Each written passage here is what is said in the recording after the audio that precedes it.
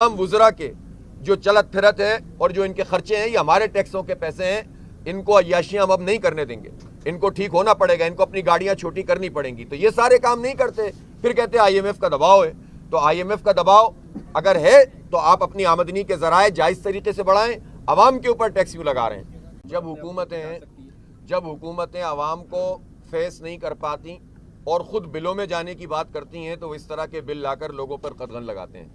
तो ना पहले कभी हमने परवाह की है, ना अब परवाह करेंगे। हमारा जायज़ आइनी जमहूरी हक़ है एक फॉर्म 47 की पैदावार हुकूमत जो ख़ुद इलेजिटिमेट, जिसकी कोई क्रेडिबिलिटी नहीं है, जो सिर्फ जो है वो मुसल्लत करके लाई गई है, वो अगर इस तरह के इक़दामात करेगी तो इसकी हैसियत कोई नहीं है, हम इसको मानते ही नहीं हैं, उड़ा के फेंक देंगे। जब फैसला करेंगे इस्लामाबाद जाने का इंशाअल्लाह पहुँचेंगे भी, और फिर ये देखते के देखते रह जाएंगे। इसलिए इस तरह के हथकंडों से कम से कम जमात इस्लामी पे कोई फ़र्क नहीं पड़ता। ये जो ताने बाने मुल्क में दहशतगर्दी के हैं, ये भारत से भी मिलते हैं, ये अमेरिका से भी मिलते हैं, और ये सारा काम भी बदकिस्मती से जनरल मुशर्रफ के ज़माने में हुआ, जब 9/11 के बाद अमेरिका को और भारत को इस बात का मौका मिला कि वो पाकिस्तान में घुस गए।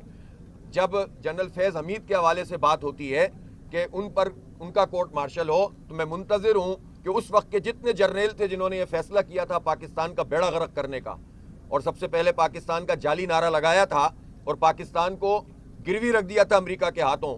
मैं देखता हूँ कि जनरल आसिम मुनीर इन जर्नलों का कितना एहतसाब करते हैं। असल चीज़ तो वो है जिसके दहशतगर्दी जिससे बड़ी है, जिससे 150 से 200 बिलियन डॉलर का हमें नुकसान हुआ है, जिससे 1 लाख लोग, जिसमें इतने बड़ी तादाद में हमारे फौजी जवान हैं, वो शहीद हो गए। ये सारी दहशतगर्दी 9/11 के बाद आई है, उससे पहले नहीं थी।